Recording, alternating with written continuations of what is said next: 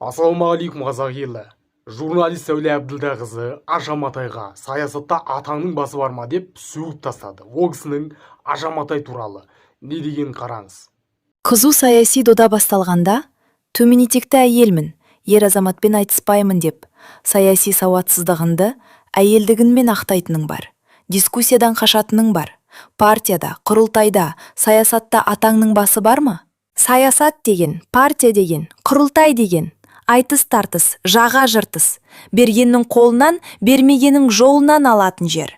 Халық үшін, мемлекет үшін жан пида жер. Өліспей беріспейтін, еркек түгіл ібіліспен ұрсатын, ел үшін тұрсатын жер. 5 тонна бояу жағып, өтірік майысып, образға кіріп отыратын жер емес. Әйелдігінді үйінде күйеуіме көрсет. Депутат боламын деп саясатқа келген екенсің, сол орынға лайық екеніңді дәлелге. Саяси сауаттылығынды көрсет. Ол жоқ па? Саясатта жоқ бол. Телеарнада тәрбиесіз блапыттарды эфирге шығаруға анасының тәрбиесі әсер етпеген екен. Айтпақшы, бұның шын аты жөні кім? Өтірік, жалған, лақап атпен сайлауға қатыса ма? Әлде заңды, шынайы аты жөнімен қатыса ма? Өтірік аты жөнімен қатыса, заң бұзушылық болады. Кандидаттығы қай есіммен тіркелген? Енді халқым мына тұсына назар аударсаңыздар. Қызу саяси дода басталғанда, төмен етекті әйелмін, ер азаматпен айтыспаймын деп саяси сауатсыздығыңды әйелдігіңмен ақтайтының бар. Дискуссиядан қашатының бар. Партияда, құрылтайда, саясатта атаңның басы бар ма деп отыр ғой. Мына жері мынаны меңзеп отыр да. Әсіресе мына жері. Ер азаматпен айтыспаймын деп саяси сауатсыздығыңды әйелдігіңмен ақтайтының бар деп отыр ғой. Яғни саяси сауатсыздығыңды әйелмін деп ақтап алдың деп отыр ғой. Сол тұсы өткенде мына Аша, мен заңның барлығын оқыдым, одан кейін мен заңгермін, дипломым бар деп шыққан болатын. Бірақ аның алдында журналистер Ашадан соңғы оқыған заңыңыз қандай деп сұраса, Аша оған жауап бере алмай қалды да. Әшейін жауап бере алмасағы жарайды ғой. Бұл алдап кеткісі кеп тұр да. Жаңа журналистер сұрап отыр, соңғы оқыған заңыңыз қандай деп. Сөйтсе Аша былай жалтақтап тұр да. Бедет жан жаққа қарайды, жан қасына көмекшілеріне қарайды да. Мен мына жақта біреу шақырып жатыр деп қашып кетіп отыр да журналистерден. Соңғы оқыған заңыңыз қандай деген сұраққа жауап бере алмай. Сөйтіп мынау заңгермін деп шықты ғой. Содан бұны Мирма Шекеев дейтін заңгер дебатқа шақырған болатын. Алдындағы видеоларда да айттым оны. Дебатқа шақырған. Ақыр заңгер екенсің, мен де заңгермін.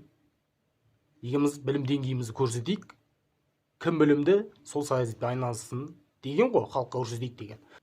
Сөйтсе оған Аша, менің тәрбием еркекпен ұрысуға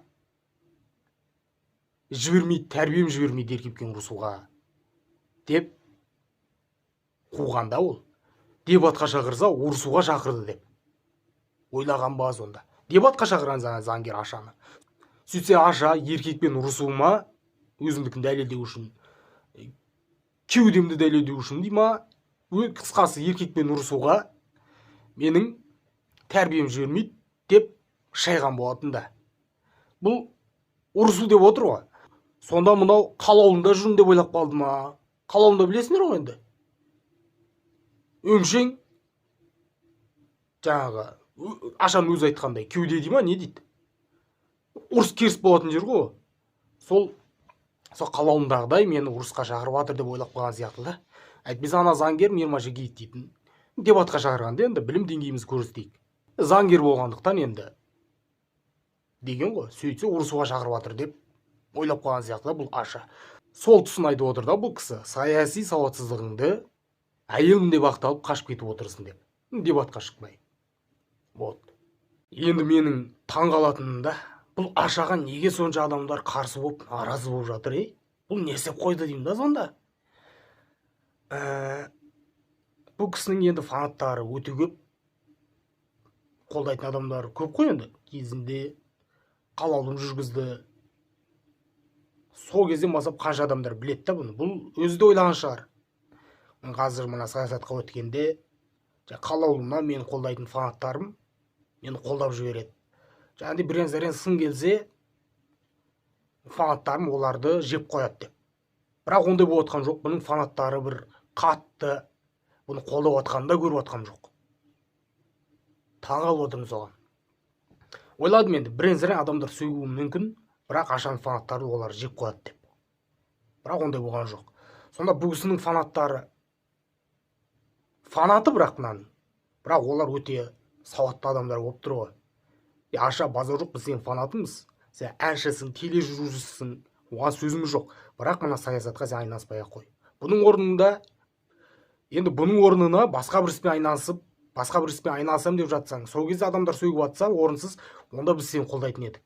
Ал мына жерде сен бұл іске лайық емессің дегені ғой енді фанаттарында. Әйтпесе Ашаны білесіңдер ғой. Бәрі дайын ғой бұны қалауынан бастап. Бүкіл Қазақстан білетін шығар бұны. Орынсыз болса бұны сөгіп жатқан айт. Бұның фанаттары жеп қоятын еді. Сонда бұл өзі ойлады-ау. Жаңағыдай бірен-сәрен сөгетіндер болса, мен фанаттарым жеп қояды деп. Бірақ бұл кісінің фанаттары өте сауатты болып отыр ғой да. Сол таңғалып отырмын. Бір жағынан енді Ашаның өзі да бұл кісінің әрбір сөйлеген сөзінен авария болып отыр ғой. Өз сөздері өзін көміп жатыр да. Әйтпесе Тамара Азарды да кішкене сөккен болатын басында. Ол кісі бірақ одан кейін артық ештеңе айтқан жоқ. Содан тып-тыныш келе жатыр. Ашаны сөгіп еді, Аша өзі сөйлеп артынан быт-шыт қылып алды да. Содан быт-шыт болып жатыр. Әйтпесе Тамара Азар басында айтты, Ашамен бірге айтты. Мынау да әртіс, мынау да саясатпен айналысқан жатыр деп. Бірақ Тамара одан кейін үндемей қалды да. Солай қалып қалды. Аша өзі сөйлеп, бір-екі сұхбат, бір-екі рет ақталып, өз сөз өзін көміп быт-шыт болып жатыр. Алдында Аша айтады ғой, мен қазір саясатпен айналысуыма біраз адам наразы болып жатыр дейді. Олар айтады дейді. Әйел адамның саясатта ісі жоқ деп жатыр дейді. Яғни мен әйел болғаным үшін мені саясатпен айналысуға лайық емес деп жатқандар бар дейді да. Қудай өтірік андағысы. Ешкім өйтіп айтып отқан жоқ. Керісінше бұл кісінің Ашаның саясатпен айналысуына наразы болып отқан адамдардың көбісі нәзік жандылар, әпке қарындастарымыз, әйел кісілер. Бұл ойлады-ау. Өзінше қулыққа салғысы келді мұны. Адамдар наразы болып отқаннан кейін жаңағындай.